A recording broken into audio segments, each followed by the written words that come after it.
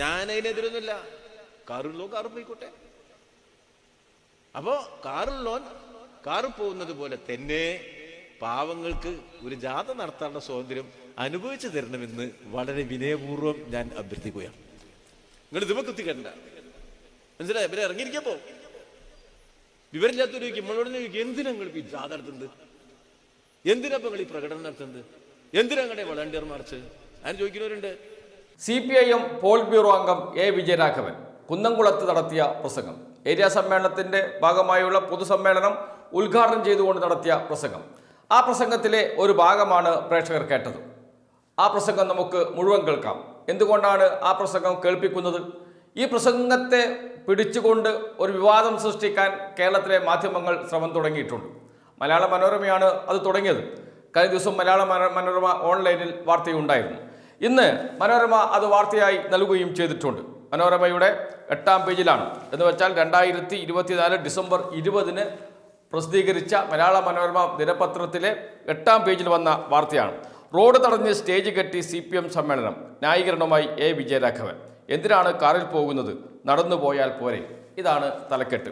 അതിനുശേഷം പ്രസംഗത്തിൽ പറഞ്ഞ കാര്യങ്ങൾ കോട്ട് ചെയ്ത് കൊടുക്കുകയും ചെയ്യുന്നുണ്ട്. സന്ദർഭത്തിൽ നിന്ന് എടുത്ത് ഒരു ഭാഗം മാത്രം കേൾപ്പിച്ച് ഇതാ A. വിജയരാഘവൻ കാറിൽ യാത്ര ചെയ്യുന്നവരെ കുറിച്ച് ഇങ്ങനെ പറഞ്ഞു, അല്ലെങ്കിൽ റോഡിൽ യാത്ര ചെയ്യുന്നവരെ കുറിച്ച് ഇങ്ങനെ പറഞ്ഞു, കാറിൽ എന്തിനാണ് നിങ്ങൾ യാത്ര ചെയ്യുന്നത് എന്ന് ചോദിച്ചു എന്നാണ് മലയാള മനോരമ പറയുന്നത്. മലയാള മനോരമ മാത്രമല്ല, മാതൃഭൂമിയും അത് പറയുന്നുണ്ട്. മാതൃഭൂമിയുടെ ഇന്നത്തെ മാതൃഭൂമി എന്ന് വെച്ചാൽ ഡിസംബർ 20 മാതൃഭൂമിയുടെ 6-ാം പേജിൽ വാർത്തയുണ്ട്. എല്ലാവരും കൂടി കാറിൽ പോകേണ്ട കാര്യമുണ്ടോ? വഞ്ചൂരിൽ വഴിതടഞ്ഞ് പാർട്ടി സമ്മേളനം നടത്തിയതിനെ ന്യായീകരിച്ച് A. വിജയരാഘവൻ എന്ന് പറഞ്ഞ് 2 കോളം വലിയ വാർത്ത കൊടുത്തിരിക്കുന്നു. സമാനമായി മറ്റു മാധ്യമങ്ങളിലും ഈ വാർത്ത വന്നിട്ടുണ്ട്. എന്താണ് A. വിജയരാഘവൻ പ്രസംഗിച്ചത്? ആ പ്രസംഗം മുഴുവൻ, അല്ലെങ്കിൽ ആ പ്രസംഗത്തിൻ്റെ ഈ ഭാഗം അങ്ങനെ തന്നെ പ്രേക്ഷകരെ കേൾപ്പിക്കുകയാണ്. പ്രേക്ഷകർ കേൾക്കുക. എല്ലാവരും കൂടി കൂടിയിരിക്കുകയാണ്. നല്ല ജാഗ്രത വേണം. മുസ്ലിം വർഗീയവാദി, അതിനേക്കാൾ വലിയ മതമൂലികതാവാദി, അതിന്റെ ഇപ്പുറത്ത് കോൺഗ്രസ്, അതിന്റെ കൂടെ ലീഗ്, കുറച്ചകലെ BJP, എല്ലാവരും കണ്ണിട്ട് കാണിച്ച് കൈകോർത്ത് പിടിച്ച് ഈ കേരളത്തിലെ കമ്മ്യൂണിസ്റ്റ് പാർട്ടിയുടെ അടിത്തറ തകർക്കും. അതിനെ സഹായിക്കാൻ ഈ നാട്ടിലെ കുത്തക മാധ്യമ പ്രമാണിമാർ രാവിലെ മുതൽ രാത്രി വരെ 24 മണിക്കൂർ TV-യിൽ സ്റ്റുഡിയോകളിൽ ഇരുന്നു കൊണ്ട് കമ്മ്യൂണിസ്റ്റ് വിരുദ്ധമായ പ്രചരണ ഘോഷയാത്രകൾ നടത്തും. അത് നടന്നുകൊണ്ടിരിക്കുക കേരളത്തിൽ. പണം ചെലവഴിച്ചിട്ടാ. ആരെ പണമാണ് ഈ TV ചാനൽ? കോടീശ്വരന്റെ പണമാണ്, കോർപ്പറേറ്റ് പണമാണ്, കൊള്ളപ്പലിശയുടെ പണമാണ്, കള്ള തരത്തിലുണ്ടാക്കിയ പണമാണ്. അത് നിക്ഷേപിച്ചാണ് കമ്മ്യൂണിസ്റ്റ് വിരുദ്ധത പ്രചരിപ്പിക്കുന്ന മാധ്യമങ്ങൾ ഇവിടെ പ്രവർത്തിക്കുന്നത്. അവരുടെ കയ്യിൽ നിന്ന് കാശ് വാങ്ങിയിട്ടാണ് അവിടെ ബാക്കിയുള്ളവർ നമുക്കെതിരായി സംസാരിച്ചുകൊണ്ടിരിക്കുന്നത്. നടക്കുകയാണ് കേരളത്തില്. ഇവര് കരുതിയിരിക്കുന്നത് ഈ കമ്മ്യൂണിസ്റ്റ് പാർട്ടിയെ ഇങ്ങനെ അങ്ങോട്ട് ഇല്ലാണ്ടാക്കാം എന്നാണ്. ഇപ്പൊ ഈ സമ്മേളനം നടക്കില്ലേ? സമ്മേളനം തുടങ്ങിയതോടെ കൂടി തന്നെ ഇവർക്ക് സഹിക്കുന്നില്ല. ഇവര് വിചാരിച്ചു പോയി 38,000 ബ്രാഞ്ച് സമ്മേളനം, 38,000 ബ്രാഞ്ച് സമ്മേളനം കോൺഗ്രസ് നടത്തിയാൽ ഒരു ആശുപത്രിയിൽ 38,000 ബെഡ് കൊണ്ടിരൂലേ? തല്ലുംപൊടി കൂടിയിട്ടവിടെ കൊണ്ടാക്കാൻ വേണ്ടിയില്ലേ? എത്ര ആളുടെ മുണ്ട ഒരു ഊരി കൊണ്ടുപോകും? ഉറപ്പല്ലേ? ഇവിടെ 38,000 ബ്രാഞ്ച് സമ്മേളനം നടന്നിട്ട് ആരെങ്കിലും അറിഞ്ഞിട്ടുണ്ട്? നമ്മളെ സഖാക്കളിൽ രാവിലെ പോയി പതാക ഉയർത്തി പ്രസംഗിച്ചു, ചർച്ച ചെയ്തു, ഉച്ചയ്ക്ക് ഭക്ഷണം കഴിച്ചു, കാര്യങ്ങളൊക്കെ ഒന്ന് ചർച്ച ചെയ്തു. രാഷ്ട്രീയ പ്രമേയം, സംഘടനാ റിപ്പോർട്ടുകൾ, പിന്നെ പ്രത്യയശാസ്ത്ര ചർച്ചകൾ എന്നൊക്കെ പറഞ്ഞ് നല്ല ഉത്കൃഷ്ടമായ നല്ല രാഷ്ട്രീയ സംഘടനാപരമായ വളർച്ചയുടെ എന്താ പറയുക, അതിൻ്റെ ഔന്നത്യമേറിയ പ്രകാശ രേണുക്കൾ നിറഞ്ഞ ഉജ്ജ്വലമായ ചർച്ച. ഒരു സമ്മേളനം നടക്കുമ്പോൾ എന്താ രസം? ചില ആൾക്കാർ നേതാവിനെ വിമർശിച്ചു. പിന്നെ നേതാവിനെ വിമർശിക്കാൻ വേണ്ടി പ്രത്യേകം വെച്ചതാണ് ഈ സമ്മേളനം. അതിനെ പേർക്കറിയില്ല. പിണറായിയെ വിമർശിച്ചു. പിന്നെ കമ്മ്യൂണിസ്റ്റ് പാർട്ടിന്റെ ഒരു ഗുണം എന്താ? അതിന്റെ ഭരണഘടനയിൽ തന്നെ അവകാശങ്ങളുണ്ട്, ചുമതലകളുണ്ട്. ആ അവകാശങ്ങളിൽ പ്രധാനപ്പെട്ട ഒന്നാണ് സ്വന്തം ഘടകത്തിൽ ആരെയും വിമർശിക്കണം എന്നല്ല, ആ വിമർശനം പ്രോത്സാഹിപ്പിക്കണം എന്ന് എഴുതി വെച്ച പാർട്ടിയുടെ പേരാണ് കമ്മ്യൂണിസ്റ്റ് പാർട്ടി. ലോക കമ്മ്യൂണിസ്റ്റ് പ്രസ്ഥാനത്തിന്റെ ഉൽപ്പന്നമാണ് ഈ കമ്മ്യൂണിസ്റ്റ് പാർട്ടിയുടെ പ്രവർത്തന ശൈലി. ലോകത്തെല്ലാമുള്ള കമ്മ്യൂണിസ്റ്റുകാർ, ചൂഷണത്തിനെതിരായി പോരടിക്കുന്നവർ, ദുർബലനായ മനുഷ്യന് നിരാശ ഉണ്ടാവുന്നിടത്ത് ആത്മവിശ്വാസം പകർന്നു നൽകുന്നവർ, അവരാണ് കമ്മ്യൂണിസ്റ്റുകാർ. ആ സമർപ്പിതമായ കമ്മ്യൂണിസ്റ്റ് ജീവിതം എന്നത് പൂർണ്ണമായി, ഒരു സംശയം ആർക്കും വേണ്ട, സമർപ്പിതമായ കമ്മ്യൂണിസ്റ്റ് ജീവിതം പാവപ്പെട്ടവനും വേണ്ടി സമർപ്പിച്ചതാണ്, സമൂഹത്തിലെ അതിദരിദ്രനും ദുർബലനും വേണ്ടി സമർപ്പിച്ചതാണ്. ആ ബോധത്തോടു കൂടിയാണ് ഞങ്ങൾ കമ്മ്യൂണിസ്റ്റ് പാർട്ടിയുടെ സമ്മേളനത്തിൽ ഇരിക്കുന്നത്. ഞങ്ങളുടെ പാർട്ടിക്ക് ഒരു പോറലേൽക്കാതെ കാത്തു രക്ഷിക്കേണ്ടത് ഈ നാടിന്റെ ആവശ്യമാണെന്ന ഉറച്ച വിശ്വാസത്തോടെ ദുർബലരോടുള്ള പ്രതിബദ്ധതയിൽ പാർട്ടി പ്രവർത്തിക്കുക. അങ്ങനത്തെ കമ്മ്യൂണിസ്റ്റ് പാർട്ടിയുടെ സമ്മേളനത്തിന്റെ ആവശ്യമായ ചർച്ചയും കാര്യങ്ങളും ഒക്കെ നടക്കും. എല്ലാവരും പാർട്ടി അംഗങ്ങളൊന്നുമല്ല, എല്ലാവർക്കും ഒന്നും അംഗങ്ങളാവാൻ കുറേ പ്രയാസം ഉണ്ടാവും. അവരും സമ്മേളനത്തിന് വരും, അതിനാണ് ഒരു ബാൻഡൊക്കെ വെച്ച്. അവരും സമ്മേളനത്തിന് വരും, അവർ വളണ്ടിയർമാരായിരിക്കും. അവരും സമ്മേളനത്തിന് വരും, നമ്മുടെ പുതിയത്തിൽ പങ്കെടുക്കും. അവരുടേതാണ് ഈ പാർട്ടി, അവർ ഈ പാർട്ടിയുടെ ഉടമസ്ഥന്മാരാ. അങ്ങനെ പാർട്ടി സമ്മേളനം അത് നടക്കുക. അപ്പൊ ഇങ്ങനത്തെ ഒരു മൈതാനം കിട്ടിയില്ല. അപ്പൊ റോട്ടക്കിൽ ഒരു പൊതുയോഗം വെച്ചു. സഹിച്ചൂടാ, അയ്യോ റോട്ടക്കിൽ മാർക്സിസ്റ്റ് പൊതുയോഗം വെച്ചു. കാറ് പോവാത്ത റോട്ടിൽ സ്റ്റേജ് കെട്ടി, കുടുങ്ങിയില്ലേ മനുഷ്യൻ. ഏതോ റോട്ടക്കിൽ സ്റ്റേജ് കെട്ടിയാ തുടങ്ങിയില്ലേ. അപ്പോഴേക്കും മറ്റേ കേസ് സുപ്രീം കോടതിയിലേക്ക്. എന്തിനും ഇവിടെ ഒരു ലോക്കൽ സമ്മേളനത്തിന്റെ പൊതുയോഗത്തിന് സ്റ്റേജ് കെട്ടി സുപ്രീം കോടതിയിൽ പോയി കേസ് എടുക്കുക. എന്താ കാര്യം? അങ്ങനെയൊക്കെയാണ്. വലിയ പബ്ലിസിറ്റി കിട്ടും. എന്തൊരു ട്രാഫിക് ജാം. അല്ലെങ്കിൽ അവിടെ ട്രാഫിക് ജാം ഉണ്ടായില്ലേ? ഇപ്പൊ ഇന്ന് ഇവിടെ ഒരു ട്രാഫിക് ജാം ഉണ്ടായി നമ്മളെ പൊതുയോഗത്തിൽ നിന്ന്. അല്ലെങ്കിൽ കേച്ചേരിയിൽ ട്രാഫിക് ജാം ഇല്ലേ? ഉണ്ട്. ഞാൻ അതിലെ പോകുന്നുണ്ട്, ഞാൻ ഇടയ്ക്കാണെങ്കിൽ 10 മനുഷ്യൻ പോകുമ്പോൾ എത്ര സ്ഥലം പോരെ? 10 കാർ പോകാൻ എത്ര സ്ഥലം വേണമെങ്കിലും ആലോചിച്ച് നോക്കിയേ. അത് ആരും പറയുന്നില്ല. ഇവരെല്ലാവരും കൂടി കാർ പോകേണ്ട കാര്യമുണ്ട്. നടന്നു പോയപ്പോരെ. എന്താ പണ്ടൊക്കെ നമ്മൾ നടന്നു പോയില്ലേ? ഇത്ര കാറ് വേണമെന്ന് നിങ്ങൾ ആരെയും ചോദിക്കില്ല. ആരും ചോദിക്കില്ലല്ലോ. എന്നാ ഇത്ര വലിയ കാറ് വേണോ? അത് വേണം. എന്നാ ഒരു കുഞ്ഞു കാറ് പോയപ്പോരെ. പിന്നെ ഏറ്റവും വലിയ കാറ് പോകുമ്പോ അത്രയും സ്ഥലം പോവല്ലേ? 25 കാറ് ഇങ്ങനെ കിടക്കുമ്പോൾ നിങ്ങൾ ആലോചിക്കേണ്ട എന്താ? 25 കാറ് കിടക്കുന്നു എന്നല്ല, 25 ആളെ ഉള്ളൂ എന്നാ. മനസ്സിലായി? ആ കാറിലാരാ? മെല്ലെ അങ്ങനെ ഉരുട്ടി പോണ്ടാവും. അമ്മായിമ്മേനെ കാണാൻ പോകും. ഞായറാഴ്ച തിരക്ക് കൂടുതലാ. കാറൊക്കെ എടുത്തിന് അമ്മായിമ്മേന്റെ വീട്ടിക്ക് പോകുക. അങ്ങനെ വർത്തമാനം പറഞ്ഞിങ്ങനെ വർത്തമാനം പറഞ്ഞു സല്ലപിച്ചു. അത്യാവശ്യത്തിന്റെ പോക്കയിൽ വളരെ കുറവായിരിക്കും. ഞാനതിനെതിരൊന്നുമില്ല. കാറുള്ളോ കാറ് പോയിക്കോട്ടെ. അപ്പോ കാറുള്ളോൻ കാറ് പോകുന്നത് പോലെ തന്നെ പാവങ്ങൾക്ക് ഒരു ജാഥ നടത്താനുള്ള സ്വാതന്ത്ര്യം അനുഭവിച്ചു തരണമെന്ന് വളരെ വിനയപൂർവ്വം ഞാൻ അഭ്യർത്ഥിക്കുകയാണ്. നിങ്ങൾ ഇതുമ കുത്തിക്കണ്ട. മനസ്സിലായി? ഇവരെ ഇറങ്ങിയിരിക്കപ്പോ വിവരമില്ലാത്തൊരു നമ്മളോട് ചോദിക്കും, എന്തിനാ നിങ്ങൾ ഈ ജാഥ നടത്തുന്നത്? എന്തിനാ നിങ്ങൾ ഈ പ്രകടനം നടത്തുന്നത്? എന്തിനാ നിങ്ങളുടെ വളണ്ടിയർ മാർച്ച്? അതിന് ചോദിക്കുന്നവരുണ്ട്. ഞാൻ എപ്പോഴും പറയും, ഞങ്ങൾ കമ്മ്യൂണിസ്റ്റ് പാർട്ടി പ്രവർത്തിക്കുന്നത് സോഷ്യലിസം സ്ഥാപിക്കാനാണ്.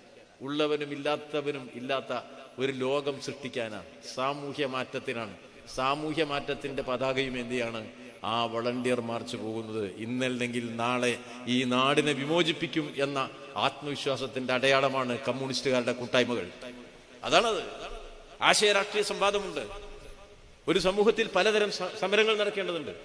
പ്രത്യയശാസ്ത്ര സമരം വേണം, ആശയ സമരം വേണം. ആശയ സമരത്തിന്റെയും പ്രത്യയശാസ്ത്ര സമരത്തിന്റെയും രാഷ്ട്രീയ സമരത്തിന്റെയും വേദിയാണ് കമ്മ്യൂണിസ്റ്റ് പാർട്ടിയുടെ സമ്മേളനങ്ങൾ. സമൂഹത്തിന്റെ പൊതുബോധത്തെ പുരോഗമനപരമായി പരിവർത്തനം ചെയ്യിക്കാൻ ആവശ്യമായ എല്ലാം കലരുന്നത് കൂടിയാണ് കമ്മ്യൂണിസ്റ്റ് പാർട്ടി സമ്മേളനങ്ങൾ. അത് നയപരമായ തീരുമാനങ്ങൾ എടുക്കും, പ്രത്യയശാസ്ത്ര തീരുമാനങ്ങൾ എടുക്കും, സമൂഹത്തെക്കുറിച്ച് അതിന്റെ മാറ്റങ്ങളെക്കുറിച്ച് സജീവമായി ചർച്ച ചെയ്യില്ല. അതല്ലേ വേണ്ടത്. ഈ മാറുന്നൊരു ലോകത്ത് നമ്മൾ ജീവിക്കുന്നത്. ഇരിക്കുന്ന സമയത്ത് മുഴുവൻ ചർച്ച നരകം എങ്ങനെയാ, നരകം എങ്ങനെയാ, അതൊന്നും കേട്ടോ. ആ ചർച്ച നമ്മളെ പാർട്ടിയിലില്ല. നരകം എങ്ങനെയെന്ന ചർച്ച ഒറ്റ പാർട്ടി സമ്മേളനത്തിലില്ല. വേറെ ചിലരുണ്ട്, മരിച്ചു പോയുള്ള കാര്യം മാത്രമേ പറയുള്ളൂ, ജീവിച്ചിരിക്കുന്ന കാര്യം ഒന്നും പറയില്ല. മനുഷ്യപ്പ ശ്രമിക്കുന്ന എന്തിനാ? മരിക്കാണ്ടിരിക്കാനാ. പണ്ടത്തെ ആരും നിരക്ക് എത്ര? 25, 30, പിന്നെ 40, 45, ഇപ്പൊ എത്ര? 80, 90. മനസ്സിലായില്ലേ? വടി കുത്തിപ്പിടിച്ച് ആരെങ്കിലും ഈ സമ്മേളനത്തിന് വന്നോ? ആരെങ്കിലും ഉണ്ടോ? എല്ലാവരും എന്തെങ്കിലും വരെ പ്രയാസം അങ്ങനത്തെ അല്ലാതെ പ്രായം കൂടി വടി കുത്തിപ്പിടിച്ചോ ആരും ഇല്ലപ്പോ. പെൻഷൻ പറ്റിയ ആളെ കണ്ടാൽ തിരിച്ചറിയില്ല. കല്യാണം കഴിക്കാൻ പോയിരിക്കും. നല്ല ആരോഗ്യ, മുടി കറുപ്പിച്ച് ഇങ്ങനെ പോകണ്ടോ. പെൻഷൻ പറ്റിയ മാഷ് മാത്രമല്ല, പെൻഷൻ ആരോഗ്യണ്ടേ. 30 വയസ്സിൽ ജോലി കിട്ടി, 55 വയസ്സിൽ പിരിഞ്ഞു, 25 കൊല്ല. മനസ്സിലായോ? ജോലി ചെയ്ത് പിന്നെ 85 വയസ്സിൽ മരിച്ചു പറഞ്ഞാൽ 30 കൊല്ല പെൻഷൻ. അങ്ങനെ നമ്മുടെ നാട് ഇനി അതിനേക്കാൾ കൂടും. AI ടെക്നോളജി കണ്ടുപിടിച്ചിരിക്കുക. ആ ടെക്നോളജിയുടെ ഏറ്റവും വലിയ നേട്ടം എല്ലാ കാര്യത്തിലും ഞാൻ പോലില്ല, ആയുർനിരക്ക് കൂടും. ഒരു 25 കൊല്ലം കഴിഞ്ഞാൽ ശരാശരി ആയുസ് 100 ആവും. മനസ്സിലായി? നിങ്ങൾ കേച്ചേരിന്ന് മറ്റേ പന്നിത്തരത്തേക്ക് നടന്നു പോണ ആളുടെ പ്രായം നോക്കിയാൽ 100 വയസ്സ് കയ്യും ബിസി ഇങ്ങനെ പോകുന്നുണ്ടാവും.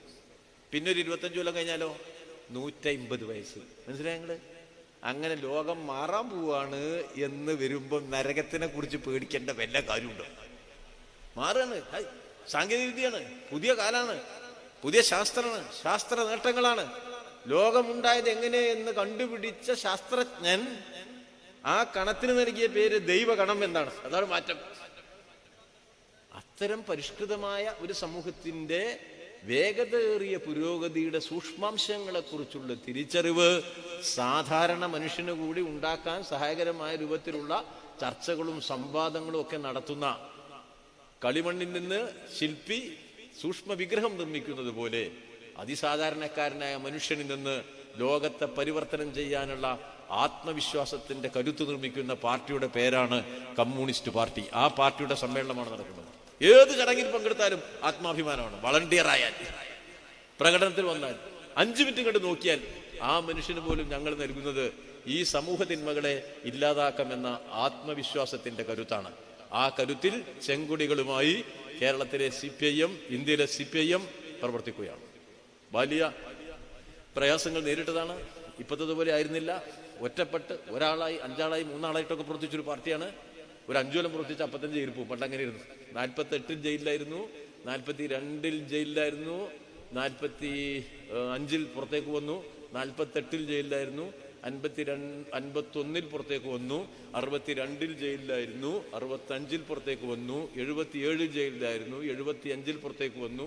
ഓരോ ഇടവേളകളിലും ജയിലിലേക്ക് പോയിക്കൊണ്ടിരുന്ന ഒരു പാർട്ടിയാണ് കമ്മ്യൂണിസ്റ്റ് പാർട്ടി. 29 MLA-മാർ ജയിലിൽ കിടന്നാണ് ഈ CPIM-ന്റെ MLA-മാർ 1965 ജയിച്ചത്. 29 പേർ ജയിലിൽ കിടന്ന സഖാവ് അനിരുദ്ധന് പകരം 4 വയസ്സായ സഖാവ് സമ്പത്താണ് തിരുവനന്തപുരം നഗരത്തിലൂടെ ജയിലിൽ കിടക്കുന്ന എൻ്റെ അച്ഛന് വേണ്ടി അരിവാൾ ചുറ്റുകയിൽ വോട്ട് രേഖപ്പെടുത്തുക എന്ന് പ്രസംഗിച്ചുകൊണ്ട് നടന്നത്. ചരിത്രത്തിന്റെ ഭാഗമാണത്. ആ നിലയിൽ കടന്നു വന്നതാ. വലിയ ഏറ്റുമുട്ടലുകളാ RSS-കാരും കോൺഗ്രസ്സുകാരും പോലീസുകാരും കമ്മ്യൂണിസ്റ്റ് വിരുദ്ധന്മാരും ഗുണ്ടകളും ക്രിമിനലുകളും കടന്നാക്രമിച്ച് തോൽപ്പിക്കാനാവാതെയാണ് ഈ പാർട്ടി വന്നത്. അതിന്റെ വളർച്ചയിലെ ഏറ്റവും തിളങ്ങുന്ന നാടിന്റെ പേരാണ് കേരളം. കേരളത്തിലെ കമ്മ്യൂണിസ്റ്റ് പാർട്ടിയുടെ അടിത്തറ ഇല്ലാതാക്കി മായ്ച്ചു കളയും എന്ന് പ്രഖ്യാപിച്ച് പ്രവർത്തിക്കുന്ന എല്ലാ പ്രതിലോമകാരികളോടും പറയാനുള്ളത് കീഴടങ്ങില്ല, നിങ്ങളെ തോൽപ്പിക്കുക തന്നെ ചെയ്യുമെന്നാണ്. ആ പോരാട്ടത്തിന്റെ പാർട്ടിയിൽ അണിനിരന്ന് ഈ സമ്മേളനം വലിയ വിജയമാക്കാൻ സമ്മേളനാനന്തരമുള്ള ദിവസങ്ങളിൽ ഈ കേരളത്തിലെ പ്രതിലോമത ഉണ്ടാക്കിയ അവരുടെ കാരിരുമ്പിന്റെ കരുത്ത് എന്നവർ ധരിക്കുന്ന ആ കൂട്ടായ്മ, അതിനെ തകർക്കും ഞങ്ങൾ എന്ന് പ്രഖ്യാപിക്കുന്ന വലിയ പ്രവർത്തനത്തിലേക്കാണ് CPIM മുന്നേറാൻ പോകുന്നത്. ഈ നാടിനെ തീവ്രവർഗീയതയിൽ നിന്നും പ്രതിലോമ വികാരങ്ങളിൽ നിന്നും വിമോചിപ്പിച്ചെടുത്തുകൊണ്ട് മനുഷ്യ നന്മയുടെ വലിയ വാതായനങ്ങൾ തുറന്ന് കുതിച്ചു പോകുന്ന പുതിയ കാലം സൃഷ്ടിക്കാൻ, അത് കേരളം ഏറ്റവും മുന്നിൽ നടക്കുമ്പോൾ അതിന്റെ പിന്നിൽ ഒരു വിപ്ലവ ഇന്ത്യയെ കൂടി സൃഷ്ടിക്കാൻ വേണ്ടിയുള്ള മഹാപോരാട്ട പോർമുഖങ്ങളിൽ ഒരുമിച്ച് നിൽക്കേണ്ടവരാണ് നമ്മൾ എന്ന് ഓർമ്മിപ്പിച്ച് എല്ലാവരെയും അഭിവാദ്യം ചെയ്യുന്നതിന്റെ വാക്കുകൾ അവസാനിപ്പിക്കും.